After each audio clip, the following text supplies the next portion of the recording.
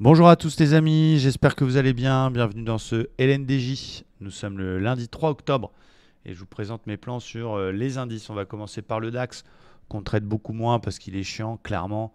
On préfère l'action des indices américains. Mais on va quand même jeter un œil au DAX donc, qui est toujours dans une phase baissière.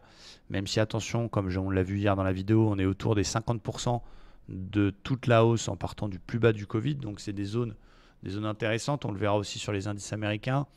Un DAX qui perd 1,30 mais qui a ouvert en gap baissier, qui est en train un petit peu de rattraper tout ça.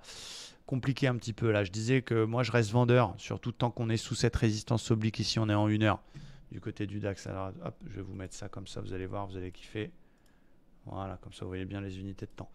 On est en 1 heure sur le DAX. Donc tant qu'on est sous l'oblique en rouge, il est hors de question de payer quoi que ce soit.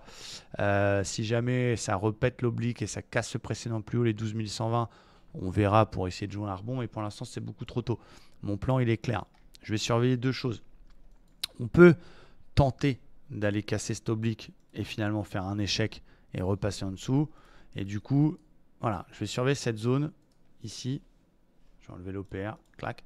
Cette zone en bleu qui est une zone pour l'instant de résistance en cas de rebond. Donc dans le sens de la tendance, la zone 12 150, on tente de casser la résistance. Il y a un signal là-dedans, une div, une wolf, un double top, un avalement, une bulle. C'est une zone que je peux shorter. On va faire attention également au plus bas précédent. Donc je peux shorter le cassure du plus bas précédent 1 heure. Donc c'est une petite zone qui a fait support aussi. La petite mèche là, 11 009. Si ça casse, pourquoi pas tenter une petite vente bien propre, hein, si le RR nous le permet, jusqu'au plus bas du jour, 830. Et pourquoi pas plus si affinité. Qu'est-ce qu'on a comme zone qu'on pourrait viser? Regardez si je reprends de la hauteur. On a un niveau ici qui a fait support fin octobre, 490-500. Bah, c'est un petit peu l'objectif. Si jamais on casse les plus bas, d'aller chercher ça. Donc attention de ne pas essayer d'attraper le couteau qui tombe. C'est dangereux et c'est quand même chiant parce que vu qu'il y a des gros niveaux sous les fesses, bah, ça ne veut pas non plus faire de nouveaux plus bas clairs. Donc c'est baissier, mais en même temps ça tient. Donc il faut être super prudent. On privilégie quand même les ventes. Et donc du coup pour l'instant plutôt les ventes sur rebond. Avec, comme vous l'avez vu ce matin, un DAX qui n'a aucun intérêt.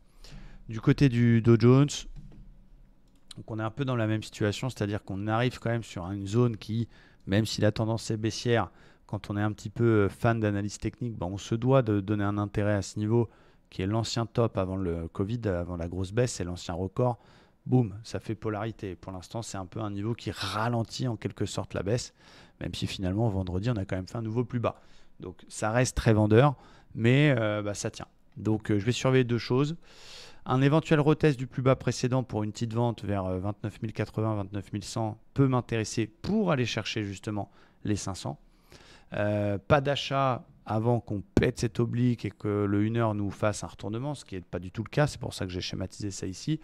Et éventuellement dans une approche joueuse, si on n'a pas le temps de rentrer dedans, que ça baisse et qu'on voit que sur cette zone 500, on a un super signal, mais il va falloir vraiment un signal du feu de Dieu. Il va me falloir une bulle à pesanteur magnifique, un W fabuleux.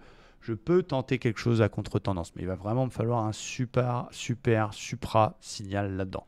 Donc mon plan préféré, c'est plutôt une vente sur rebond technique vers les 29 100 jusqu'au 28 500 pour voir un petit peu ce qui se passera dans cette grosse zone. Pour l'instant, ça reste vendeur, lourd du cul, mais ça arrive sur des gros niveaux. Donc ça ne va pas être facile dans les prochains jours. Il va falloir être très prudent et donc vraiment se positionner sur des supra setup. Merci à tous, très bonne journée de trading et à bientôt.